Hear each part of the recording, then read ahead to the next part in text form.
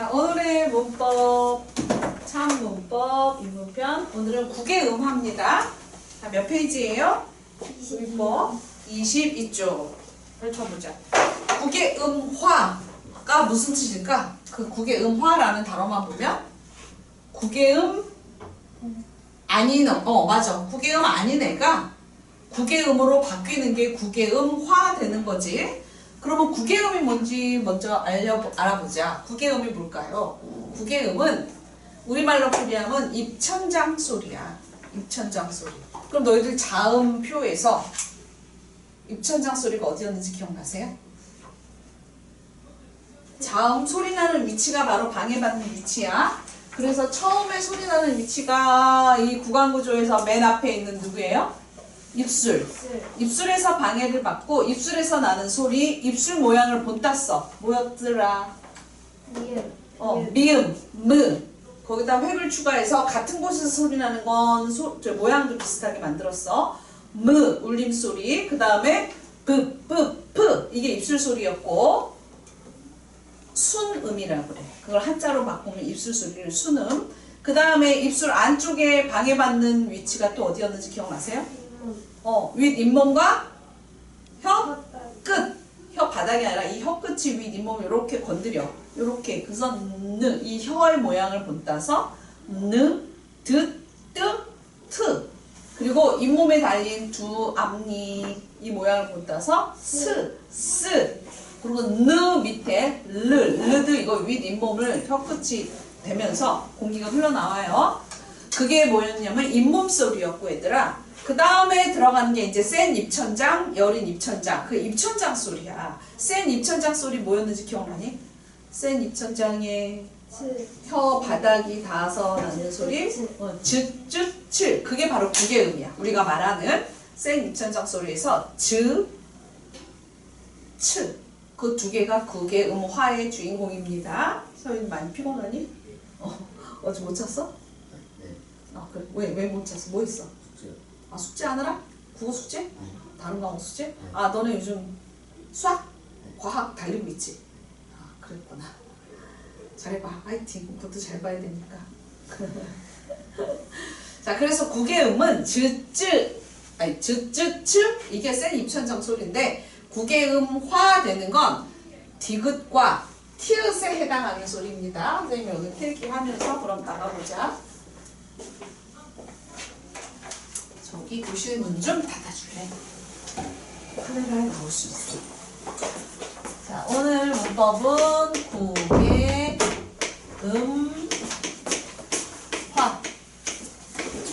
그러면 국외음화라는 건 국외음 아닌 애가 국외음이 되는데 아무 때나 국외음이 되는 게 아니라 얘는 국외음화는 누구가 만나냐면 디귿과 티읕이 이로 시작하는 이 모음을 만나서 뭘로 바뀌냐면 디귿은 지읒이라는 국외음으로 티읕은 치읒으로 발음되는 현상.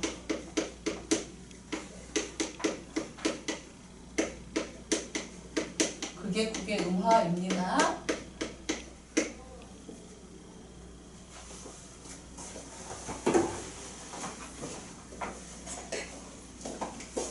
디귿은 이 모음을 만나면 지읒으로 발음되고 그 다음에 티읕은 이 모음을 만나면 치읒으로 발음돼. 근데 이 모음이 이 모음에 해당하는 거는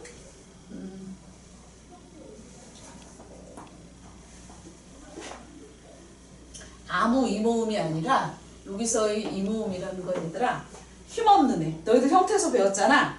형식 형태소. 그러니까 실질적인 뜻 없는 형식 형태소랑 그 다음에 자립도 못하는 의존 형태소. 거기에 선생님이 삼총사 있다고 그랬지.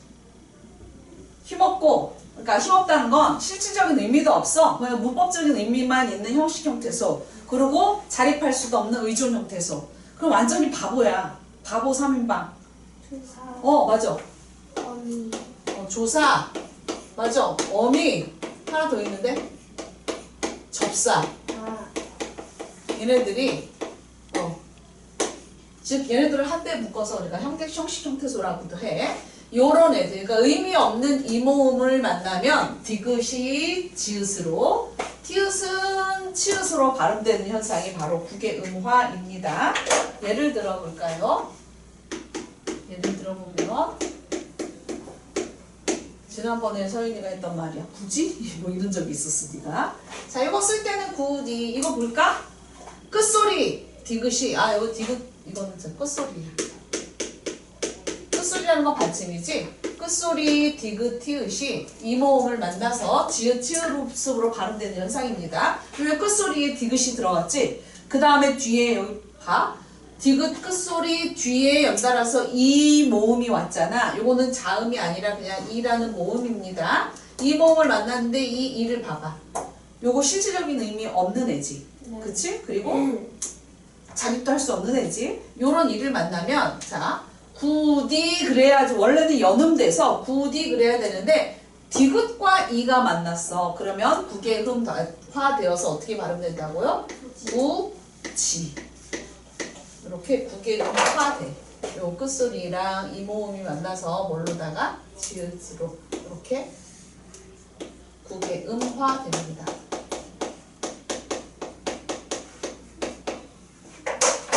그리고 또 뭐가 있을까? 제가 우리 집 맞이예요. 맞이. 이거 어떻게 발음되냐면 디귿과 이 모음이 만났네. 역시 얘 자립할 수 없고 실질적인 의미도 없는 애가 만났네. 그러면 지 이렇게 발음되지. 요것도 선생님이 노란색으로 쓸게요. 끝소리 디귿과 모음 이가 만났네. 요것도 디귿과 모음 이가 만나서 지 이렇게 발음되네. 이렇게 음화. 또 이제 티읕 받침 해볼까? 뭐가 있냐면 야 우리 같이 놀자 할 때 이것도 원래는 얘가 힘없는 형식 형태수니까 연음되어서 같이 그래야 돼. 근데 우리 같이 가자 그러지 않고 같이라고 그래. 왜 그러냐? 티읕이 뒤에 끝소리 티읕이 이 모음을 만나는데 이 모음이 형식 형태소야. 아무런 뜻이 없는 그리고 문법적인 뜻만 갖고 있는 형식 형태소를 만나서 국의 음화되어서 치 이렇게 바뀌네. 색깔 선생님 자꾸 왔다 갔다 하네. 또 티읕 이 모음을 만나서 이렇게 국의 음화되었네. 또 뭐가 있을까? 티읕 받침 들어가는 거.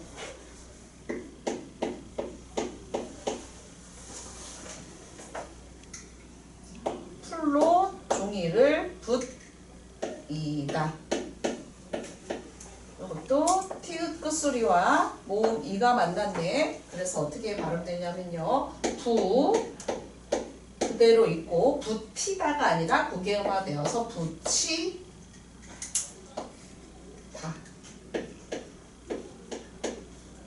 이렇게 발음되는구나. 이게 바로 국의음화입니다. 그런데 다만 주의점. 한 형태소. 형태소가 뭐였더라 얘들아? 뜻을 가진 가장 작은 말의 단위였잖아. 그래서 한 형태소 안에서는 아무리 디귿, 티읕이 이 모음을 만나도 한 형태소 안에서는 국의 음화가 일어나지 않아. 언제 그러냐? 일어나지 않은. 한 형태소에서는 일어나지 않아? 이게 언제 그러냐면 예를 들어 볼게. 자, 잔디밭 할 때 잔, 그 다음에 디귿과 이 모음이 만났네. 그러면 이거 우리가 국의 음화 일어나서 잔지라고 안 그러지. 왜 그러냐면 하나의 형태소에 잔디 뜻을 가진 형태소로 나누어 볼까? 잔과 디로 나눌 수 있니? 없지. 그냥 하나의 형태소지. 이렇게 하나의 형태소 안에서는 디귿과 이가 만나도 국의 음화가 일어나지 않아. 여기서는 국의 음화 일어나지 않아. 그래서 그대로 그냥 잔디 이렇게 발음됩니다. 그리고 또 발로 땅을 디디다. 이럴 때도 디디다 할 때 디디 이것도 하나의 형태소지. 그래서 이것도 하나의 형태소라서 D와 E가 만났어도 그냥 이것도 디디다. 지지다 그러지 않고 디디다. 이렇게 발음되는 거 이게 바로 국외음화예요. 오늘 짱 쉽지 얘들아. 그리고 두 번째 이제 축약 다음에 나오는 국외음화는 선생님이 다음 시간에 축약을 배우고 설명해 드릴 거예요. 그 다음에 또 주의. 누구를 만났을 때 그렇다고? 이 모음을 만났을 때만 일어나. 그래서 애들이 가끔 헷갈려하는 거.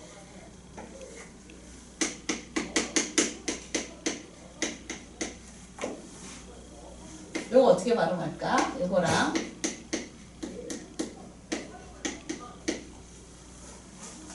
이거 어떻게 발음할까 얘들아? 이거 국외음화 일어날까 안 일어날까? 안 일어나? 일어나. 환경을 봐봐. 끝소리 티읕.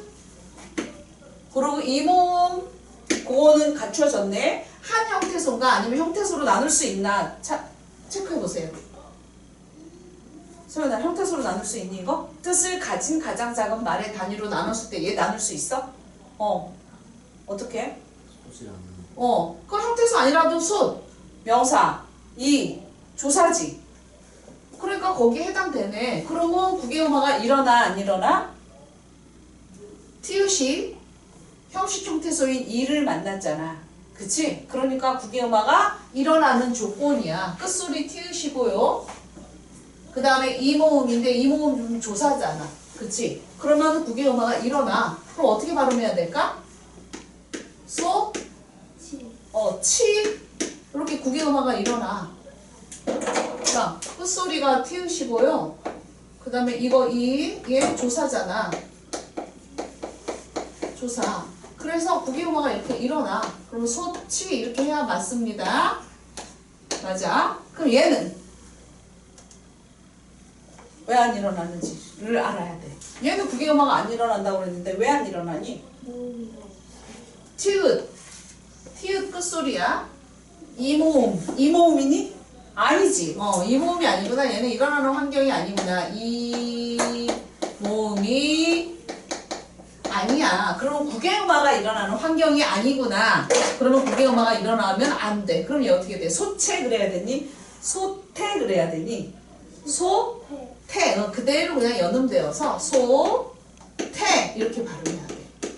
얘는 국외음화 일어나는 환경이 안 돼. 그래서 국외음화가 안 일어나.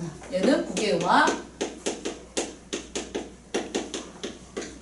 되고요.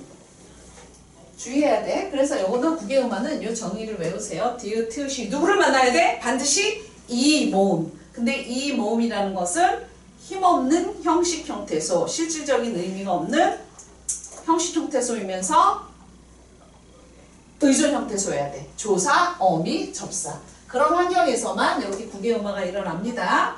만약에 이 모음이 아니고 다른 모음이다 그러면은 당연히 일어나지 않아. 그럼 또 연습해볼까? 똑같은 소시인데 이번에는 이거를 좀 들고 와봐 할 때 이거 어떻게 할까? 소틀? 소틀? 뭐라고 그래야 되지? 소슬? 뭐라고 그래야 돼요? 끝소리 규칙 적용해?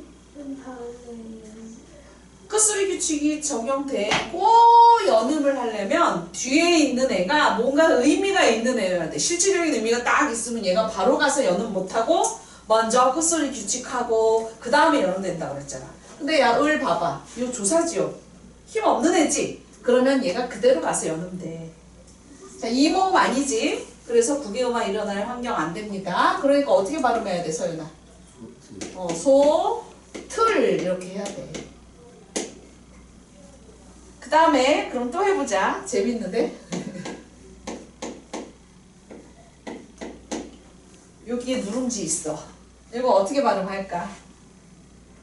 국외음화 일어나는 조건이지 먼저 보자. 디귿, 티읕 끝소리인데 끝소리 티읕은 맞아. 걔가 이 모음을 만나야 되는데 이 모음이 아니지? 이가 아니고 아잖아. 그럼 일단 국외음화 안 돼. 그러면 이게 모음으로 시작하는 거는 맞아. 아니까. 그러면 이 모음이 힘 없는 모음이니 아니면 힘 있는 모음이니? 힘이 있어. 즉 힘 있다는 건 실질적인 의미를 갖고 있지. 안이라는. 그러면 실질적인 의미를 갖고 있으면 얘가 그대로 쉽게 연음되지 못해. 어떻게 해야 돼? 얘는 자, 얘는 조사라서 형식 형태소지만 조사. 얘는 실질적인 의미를 가진 실질 형태소야. 의미가 있어. 얘는 형식 형태소고.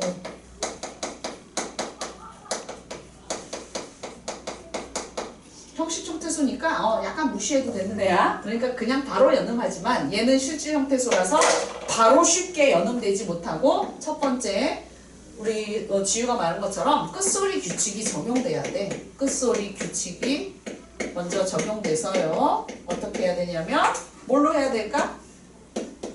끝소리. 티읕은 끝소리 규칙 중에 뭘로 발음돼야 될까? 가느다란 물방울 중에서 디귿으로. 끝소리 디귿으로. 소, 안.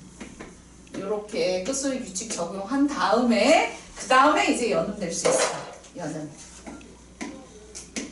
연음 법칙이라고 그래. 연음은 얘들아 선생님이 음은 변동이 일어나는 거 아니랬다.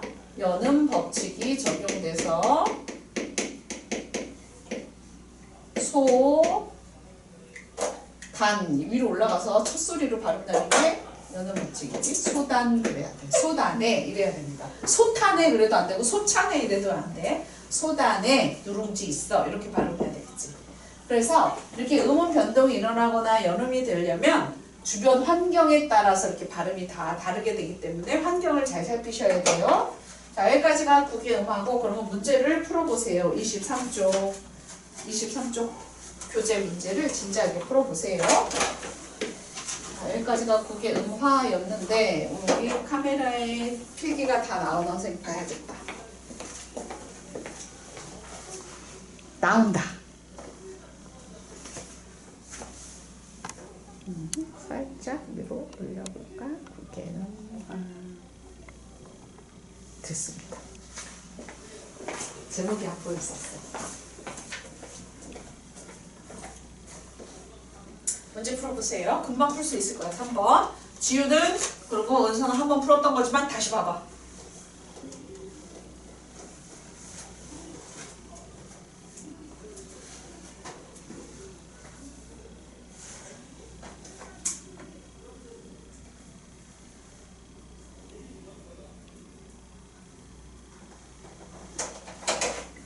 또 국외음화 일어나지 않는 거지. 소트 이 모음이 아니기 때문에 국외음화 안 일어나.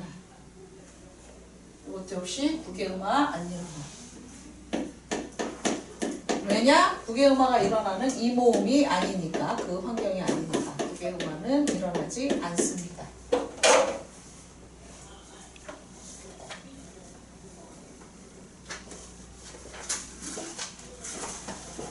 다 푸셨어요? 네. 1번 뭐 나왔니?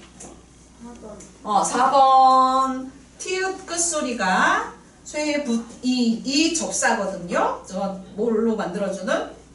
명사로 만들어주는 접미사야. 붓에다가 이 접사가 만들어져서 요거 힘없는 형식 형태소야. 그래서 일어납니다. 쇠, 붓이. 그 다음에 2번 국외음화가 일어나는 게 없는 것은 몇 번? 1번 국외음화 없지요. 그럼 2번에는 어디 있어? 같이 줄치고 일어나는데 줄쳐보자. 국외음화 일어나는데 3번 소치, 4번 구지, 5번은 꽃밭이 해서 거기서 줄 그어서 일어나고요. 국외음화가 3번 한라산. 이거 음운 변동 뭐 일어날까? 유음화. 해돋이 국외음화. 꽃 끝소리 규칙으로 디귿으로 소리 나지요. 보았다. 거기다 밑에 써보자. 발음 다른 대로. 보았다. 발음 어떻게 쓸까? 보았다.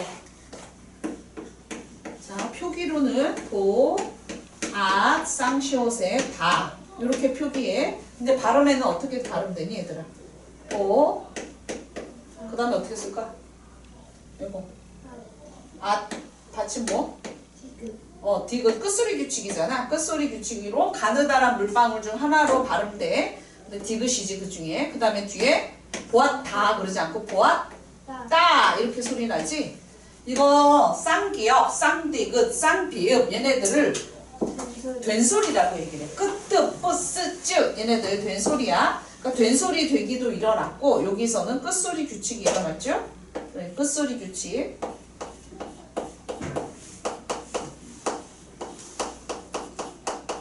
그리고 요거는 된소리 되기.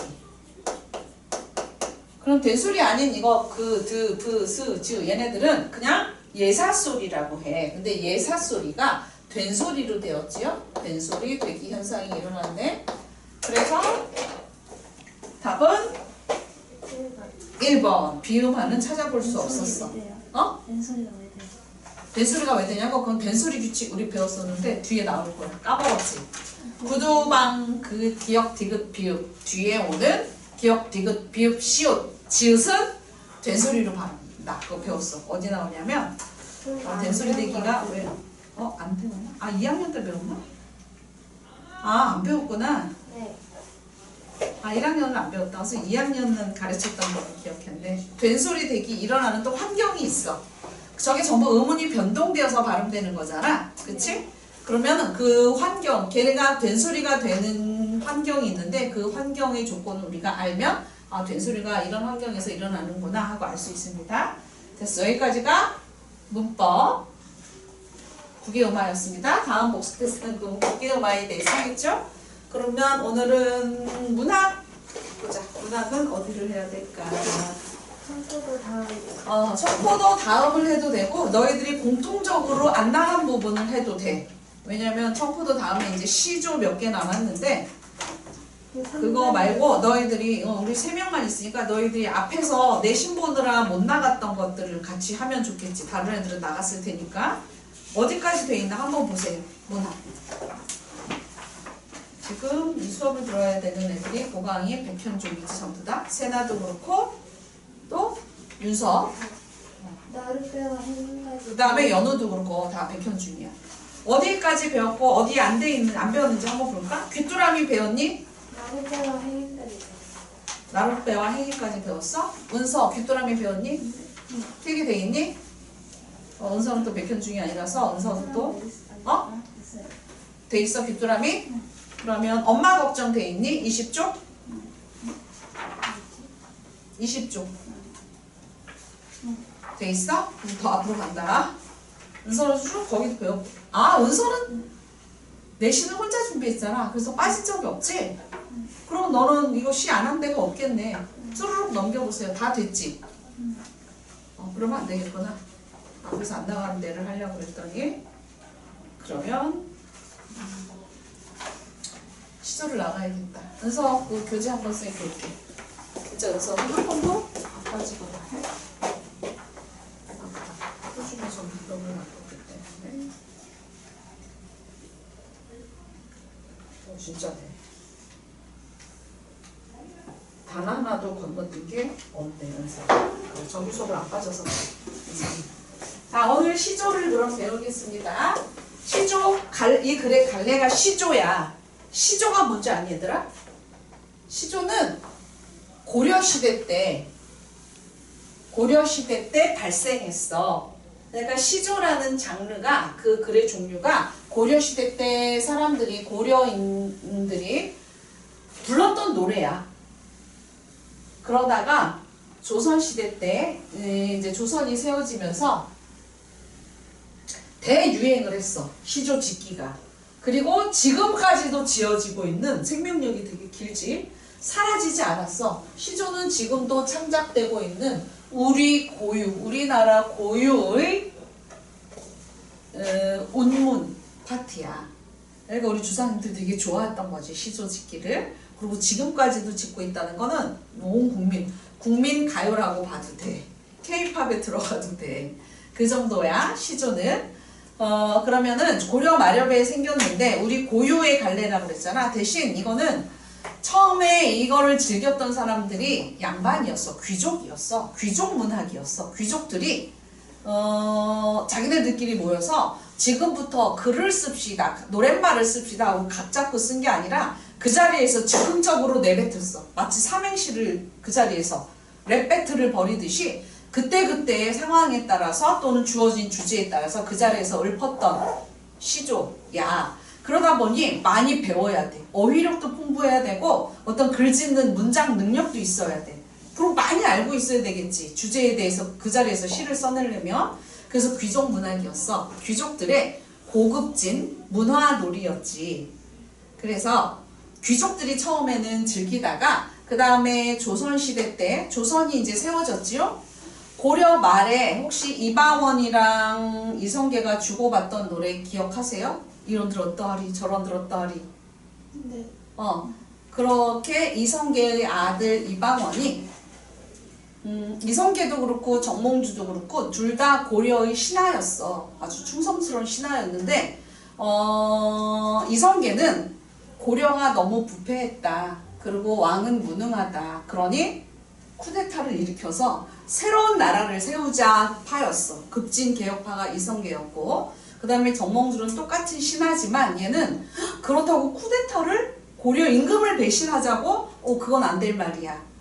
우리는 고려의 신하로서 임금께 충성하고 나라를 지키면서 그러면서 잘못된 부분을 고쳐가고 개혁해야 돼. 이런 온건파였어. 부드럽게 천천히 개혁하자. 이쪽 이성계파는 급진 개혁파였어. 빨리빨리 뒤집어 엎어서 개혁을 해야 된다. 이런 파였어.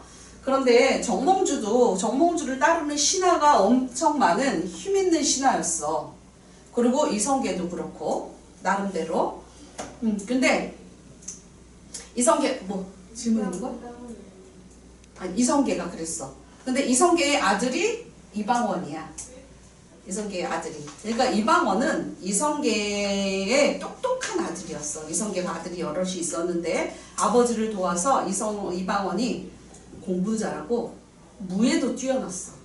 그러니까 뭐 못하는 게 없는 아들이었지. 이방원이 아버지 편에 서서 정몽주를 설득할 때 썼던 시조가 있지. 그리고 정몽주가 그 시조를 딱 듣더니 얘가 나를 회유하려고 하는구나. 어림도 없지 하면서 또 답으로 시조를 짓습니다. 그게 하여가와 오늘 배울 단신가야. 그러니까 그게 고려 말에 조선이 세워지기 전에 시조잖아. 고려 때 세워져서 시조는 조선시대 때 조선이 세워지고 고려에는 불교를 믿었지만 나라에서 불교를 국가의 종교로 내세웠지만 조선이 세워지면서는 고려는 전부 썩었어. 새로 바꿔야 돼 하고 세운 게 조선이잖아. 그러니까 고려 때의 불교를 억압했어. 그리고 조선은 유교를 내세웠지. 그러면서 시조를 지었기 때문에 조선 전기에는 이 시조의 특징이 유교적인 내용이 많았어. 그래서 양반 사대부들이 뭐 지조와 절개, 충, 효 막 이런 유교적인 사상을 갖고 많이 노래를 해서 시조의 주제도 조선 전기에는 유교적인 내용이 많았다. 그리고 조선 전기에 향유하던 그걸 즐기던 계층은 양반 귀족 계층이었다. 고려 때는 귀족이라고 했고 조선 때는 양반이라고 했어. 그래서 양반 계층이 누리는 고급진 문화였다가 조선 중기로 오면서, 그러니까 조선 가운데로 오면서는 기생들이 대거 이 시조를 짓기 시작했어. 그러니까 양반 사대부를 상대했던 그런 기생들이겠지. 고급 접대부야. 그러니까 그 기생들은 고급 양반들이랑 같이 상대했던 기생들은 춤도 잘 추고 그 다음에 이거 글도 배워서 양반들의 그 놀이문화 시조 짓기에 기생들도 참여를 하고 배웠어. 대신 조선 중기에는 그러니까 작자층이 확대되었어. 양반에서 기생까지 작자가 확대된 거지. 그러다 보니 주제도 다양해졌어. 기생들은 유교적 추구의 사상, 뭐 지조와 절개 이런 거 노래 안 하잖아. 그러면 기생들은 어떤 주제로다가 시조를 지었냐면요. 이별, 그리움, 뭐 사랑 이런 노래를 불렀어. 기생들은. 근데 양반들이 지은 거보다 기생들이 지은 이런 사랑과 이별, 슬픔, 그리움 이거에 관한 주제를 지은 시조가 더 높이 평가를 받아. 그건 왜 그러냐면 양반들의 지조 절개는 약간 정해져 있어. 인간의 진솔한 내면이 아니야. 그냥 각 잡고 그냥 상투적으로 썼어. 근데 기생들이 쓴 거는 진짜 인간의 내면의 깊숙한 마음, 솔직한 마음을 시조로 표현했거든. 그러면 문학에서 더 가치 있게 인정을 받지. 그리고 조선 후기로 갑니다. 후기로 가면 작자층이 더 확대가 돼. 어떻게 확대되냐면 서민들도 이제 즐기기 시작했어. 그래서 국민문학이 됐어. 양반에서 양반과 기생, 중기 확대되더니 조선 후기면 전쟁을 2번이나 겪었어. 임진왜란도 겪고 병자호란을 겪고 나서 서민들의 의식은 높아졌어. 수준이. 그리고 서민들이 양반에 대해서 굉장히 실망을 했어. 굉장히 똑똑하고 나란 일을 하고 우리는 무식해서 그런 건 모르는 줄 알았는데 양반들이 전부 다 나라에 전쟁이 나니까 먼저 도망을 갔지. 나라를 지키지 못했지. 서민들이 농기구 갖고 임진왜란 때 그 왜군과 맞서 싸우고 병자호란 때도 많은 죽음을 당하고 내 고장, 내 가족을 지킨 건 나밖에 없었어. 그래서 서민의식이 성장하고 양반에 대해서 비판의식이 생기면서 서민들도 시조를 지었는데 그럼 주제가 더 다양해져. 어떻게 다양해지냐면 삶의 애환, 그리고 양반을 비판하고 풍자하는 내용, 그리고 뭐 어떤 시조는 뭐 졸려 죽겠다는 시조도 있고 탐관오리에 대해서 비판하는 시조도 있고. 그래서 조선 후기로 가면은 시조가 작자층이 서민으로 확대되고요. 그 다음에 주제는 더욱더 다양해졌다. 이게 시조의 대략적인 내용이고 흐름이고 시조의 역사.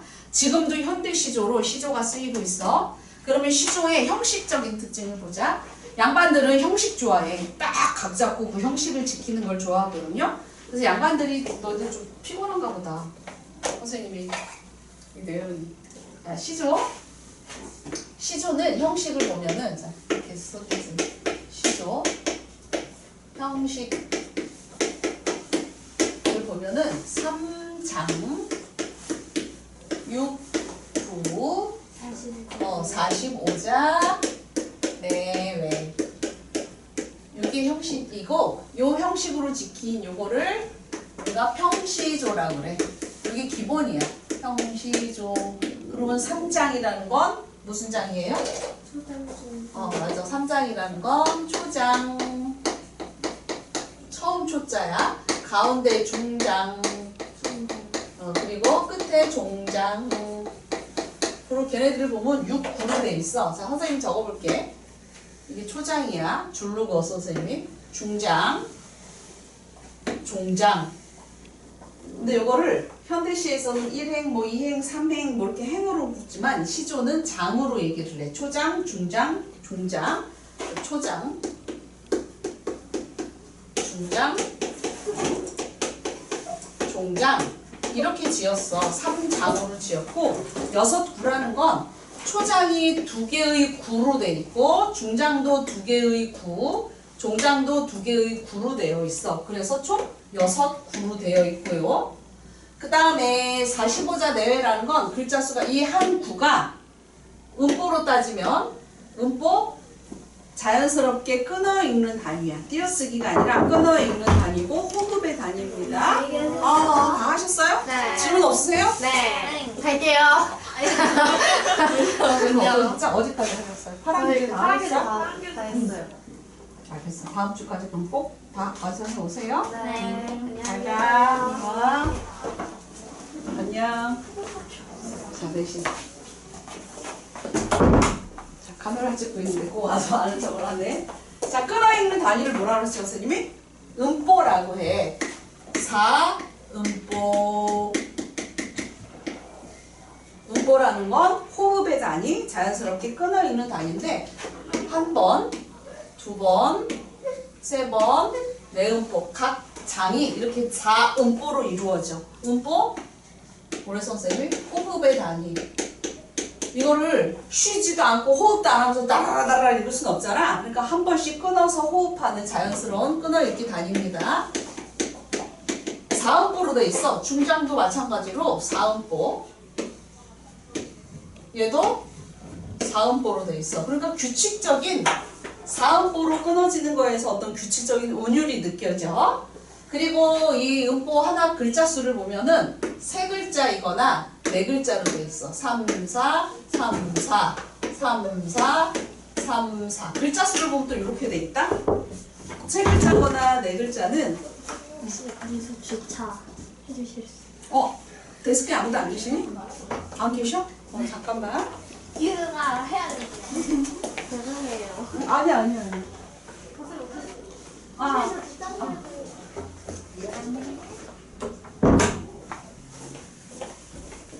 자, 글자 수가 이렇게 일정하게 끊어지거든? 그래서 또 운율이 느껴져. 뭐든지 규칙적이면 운율이 느껴지는데 요거는 글자 수가 일정하게 세 글자거나 또는 네 글자. 이렇게 세 글자거나 네 글자가 규칙적으로 반복되거든요. 그걸 우리가 뭐라 그러면 3, 4 글자 수는 조라고 얘기를 해. 3, 4조 이거는 글자 수가 반복돼. 세 글자, 네 글자가 반복된다는 거야. 여기서 운율이 느껴져서 여기 음보가 규칙적인 건 우리가 음보에서 느껴지는 운율, 그래서 음보율이라고 합니다. 얘는 글자 수에서 느껴지는 운율, 얘는 수, 소리의 수에서 느껴지는 운율. 그래서 시조는 음보율과 음수율이 느껴져. 운율이 겉의 형식에서 벌써 이렇게 운율이 느껴집니다. 마지막 종장이 거의 주제야. 하고 싶은 말은 항상 여기 종장에서, 그러니까 이게 결론이나 마찬가지거든요. 하고 싶은 말이 여기서 나오는데 종장은 되게 중요한 주제가 담겨 있는 장이라 아주 중요한데, 특히 여기 첫 음보는 세 글자로 완전 고정이야. 이거는 목숨 걸고 지켰어. 종장의 첫 3음절 세 글자. 그리고 3, 5, 4, 3 이게 종장의 어떤 규칙적인 글자 수야. 다른 데는 전부 세 글자거나 네 글자인데 종장은 3, 5, 4, 3. 요거를 잘 지켰어야 좋은 시조라고 생각을 했어. 그 중에서도 이거 첫 세 글자는 진짜 하늘의 두 쪽라도 지켰어. 이거는 서민들도 지켰어. 그래서 모든 시조는 종장의 첫 음보가 3음절로 되어 있다는 거 기억하시고요. 됐습니다. 이게 평시조고, 그럼 우리 46쪽에 시조란 거기 쭉 한번 읽어보세요.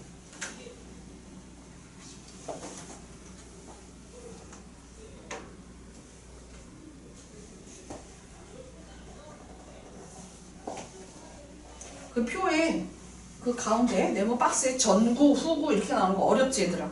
전구가 뭐야? 이경 선생님이 여기 끊어있는 게 이게 구라고 그랬잖아. 하나의 구라서 총 6구잖아. 앞에 구, 전구, 뒤에 구, 후구 그렇게 표시된 거야. 전구, 후구. 그래서 초장, 중장, 종장. 기승전결로 굳이 따지자면 초장이 기, 외가 승, 종장이 앞이 전, 끝이 결 이렇게 볼 수 있다라는 얘기입니다. 그러면 47쪽이 우리 하여가부터 보자. 하여가 먼저 이방원이, 그러니까 이성계 측에서 야 고려면 어떻고 조선이면 어때? 그러니까 우리도 한 팀이 되어서 원팀이 되어서 같이 어떻게 하자? 새로운 나라를 세워서 한 100년 동안 우리 어떻게 하자? 잘 살아보자. 이 편으로 와. 우리랑 같이 얽혀서 원팀이 되어서 새로운 나라를 세우자. 이런 내용이고요. 나의 시조를 보면은 정몽준 응 아니야 이런 내용이지. 내가 100번을 죽어서 내 영혼이 탈탈탈 털려서 없어지더라도 고려 임금을 향한 내 일편단심은 변하지 않아 라고 쓴 시지요. 이런들 어떠하리, 이런들 어떠하며 저런들 어떠하리. 무슨 뜻일까? 말 그대로 이러면 어떻고 저러면 어때? 만수산 드렁치기 얽혀진들 어떠하리. 자, 이런들이면 조선이고 조선의 신앙은 그러니까 고려의 신앙은 어떻고 저런들 어떠하리? 조선을 세우면 어때? 만수산 드렁치기 얽혀진들 어떠하리. 이거는 얘 마음을 간접적으로 표현했지. 저기 만수산이라는 산에 드렁치덩굴이 서로 이렇게 얽혀진들 또 어때? 저렇게 자연처럼 우리도 저 만수산의 드렁치처럼 같이 얽혀져서 한 팀이 되어서 100년까지 누려보자.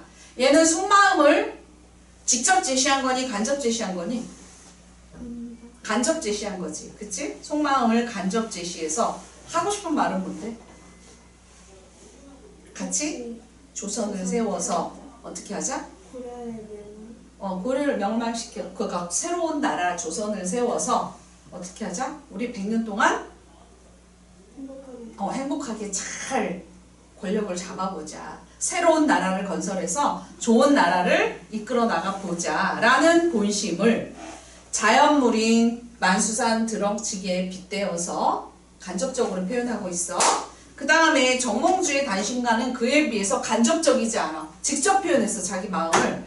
이 몸이, 그러니까 화자가 드러난 거지. 죽고 죽어. 반복이네. 100번 고쳐 죽어. 여기 둘 다 운율의 형성은 얘들아, 글자 수에서도 운율이 형성, 음보율에서도 운율이 형성, 그 다음에 비슷한 문장 구조도 반복되었지. 이런들 어떠하리, 저런들 어떠하리, 뭐뭐 어떠하리가 반복되었고, 낙을 두고 그래. 이 몸이 죽고 죽어. 100번 고쳐 죽어. 죽어 죽어. 이런 말이 많이 나왔어. 반복돼서 운율이 형성됩니다. 그 다음에 반복 아니라도 선생님 뭐랬어? 일정한 글자 수, 일정한 음보율에 따라서 먼저 외형률, 겉으로 봤을 때의 운율이 형성되지만 반복으로도 운율이 형성되네. 백골은 뭐예요? 해골이 진토, 진토는 흙먼지. 그러니까 세월이 내가 100번 죽어서 나의 해골이 완전히 세월이 지나서 부스러져서 흙먼지가 되어서 그 다음에 넋은 영혼이야. 넋이라도 있건 없건 간에 이거 보니까 점점 심해져. 봐? 일몸이 죽고 죽어. 거기서 저 점층 심화돼갖고 100번을 고쳐 죽어. 그런 다음에 내 해골이 흙먼지가 돼요. 그래서 영혼이 있든 없든 그래서 점점 심화되지. 이런 걸 우리가 수사법으로 뭐라고 하냐면 점층법이라고 그래. 적어볼까? 점층법.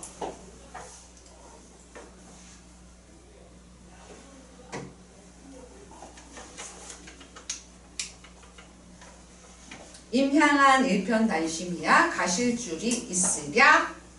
그러면 임향한 일편단심은 가시지 않는다. 그리고 직접 표현해줬어. 여기서 얘들아 핵심 시효는 뭘까? 정몽주의 핵심 시효. 일편단심 거기 박스 해주자. 주제를 나타내는 단어야. 주제. 그러니까 화자가 말하고 싶은 주제. 자, 필기할 게 뭐 있을까 싶은데 49쪽 펼쳐볼까요? 아이고 피곤해. 자, 드렁치, 그러니까 주제 하여가의 주자는 뭐야? 은서 읽어볼까? 정몽주를 자신의 편으로 회유하기 위해 정몽주를 이성계 이방원이 우리 편으로 회유라는 건 어떻게 하는 거야? 좀 꼬시고 설득하고 우리 편이 되도록 하기 위해서 쓴 시야. 자, 만수산 드렁치기 얽혀진들 어떠하니? 드렁치 상징적인 표현으로 우회적으로 그러니까 돌려서 설득하는 거야. 만수산 드렁치처럼 우리 팀이 되자. 이런들 어떠하며 저런들 어떠하리? 자, 비슷하거나 동일한 문장 구조를 짝을 맞추어 늘어놓는 표현. 누구나 다 아는 사실을 의문 형식으로 제시. 이거 무슨 표현법일까? 표현을 해줘야 되나? 누구나 다 아는 거. 의문 형식으로 굳이 바꿔서 설명하는 거. 대답을 요구하지 않는 의문형. 무슨 표현법이라고 할까? 서리법이야. 그 앞에 서리법 적어볼까 그럼? 앞으로 가서 얘들아. 이런들 어떠하며 저런들 어떠하리? 거기 옆에다가 설의법. 그리고 어떠하리 옆에다가 물음표 하나 딱 해놓자. 그러면 서리법이라는 게 눈에 보이지. 그 다음에 정몽주의 시에서도 임향한 일편 간심이야. 가실 줄이 있으랴. 거기에서도 물음표 해놓고 있으랴. 서리법이지. 걔도 가시지 않는다는 겁니다.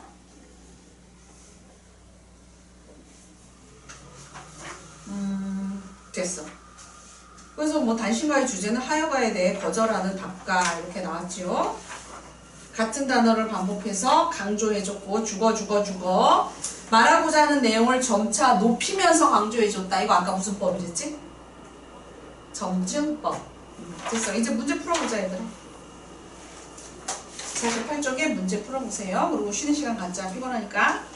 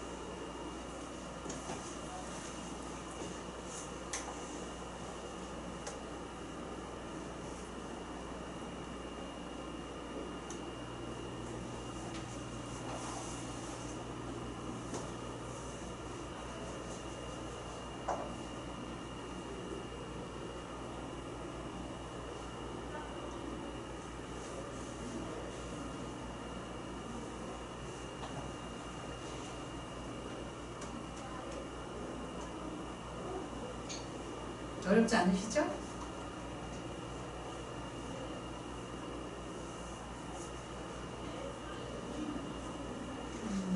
윤서랑 서윤이는 다 풀었고 지유 마지막 확인하고 있고 4번에 거기 4번에 뭐? 4번에 거기 뭐예요? 안 들어갔지? 선생님 뭐라 그랬어? 3장 6, 9는 들어가서 5, 9? 그리고 45자 내라고 그랬는데 여기 또 뭐라 그랬어? 12음포? 이거 음포 몇 음포인지 봐봐. 한 장마다 4음포지. 그러니까 총 몇 음포야? 4, 3, 12, 12음포네. 그건 맞네. 그치? 근데 5, 9? 이건 안 들어갔지? 틀린 거겠지? 거기 뭐예요? 어? 거기 뭐예요? 5, 9이 뭐냐고? 그러니까 그런 형식은 시조에 해당하지 않은 거니까 아니야. 5개의 구구로 이루어졌다 이런 건데 이런 거는 들어본 바가 없으니까 아무 말 대잔치라고 생각하면 됩니다. 거기 있는 말이 없는 거예요? 1번 오국이라는 거는 선생님 못 들어봤습니다. 동문학에서 48쪽에 그럼 다 맞춰볼게요. 1번 하여가를 쓴 목적. 하여가면 2번이 쓴 거네. 목적 몇 번이에요? 3번 함께 조선왕조를 건설하자고 회유하기 위해서 설득하기 위해서 2번 그럼 정몽주의 단심가 1편 단심 그래서 단심가야 알맞은 거 몇 번? 몇 번이에요? 소연이가 얘기해보자 3번 나는 고려 임금에 대한 변함없는 충성심이 드러난다 2번은 3번이 정답이고요 다 맞았지? 그 다음에 3번 끊어읽기 즉 음포대로 잘 읽었는데 잘못된 게 하나 있네 몇 번이에요? 4번 어떻게 해야 돼? 이 몸이 죽고 죽어 이렇게 끊어야 되지 100번 고쳐주고 그래야 되는데 4번이 틀렸고요 그 다음에 4번 시조 두 편의 형식적인 특징 종장의 첫 음보는 3음절 고정 이건 쌤이 알려줬고 2번 반복법 죽어 이런들 어떠하리 저런들 어떠하리 이렇게 반복이 쓰였고 점층법 했지 점점점점 심화 또는 점점점점 강도가 높아지는 걸 점층법이라고 합니다 그 다음에 어디였지? 3번 4번에 3번 기본 형식이 평시조이며 맞아 3장 6, 9, 45자 내외로 되어 있고 정해진 형식이 바로 이거야 3장 6, 9, 45자 정해진 형식이 있는 시 줄여서 정형시 맞고요 각 장은 3음보이며 여기서부터 벌써 틀렸지 각 장은 4음보잖아 그래서 틀렸습니다 5번 시대상 고려 말에 지어졌다 조선이 세워지기 전에 회유하기 위한 거니까 5번 맞습니다. 그래서 여기까지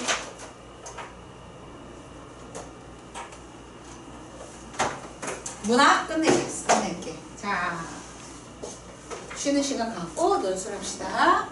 우리 세나랑 또 윤서랑 연우. 요즘 독감이 유행이라서 건강에 안 좋은가 봐. 집중해서 듣고 필기하세요.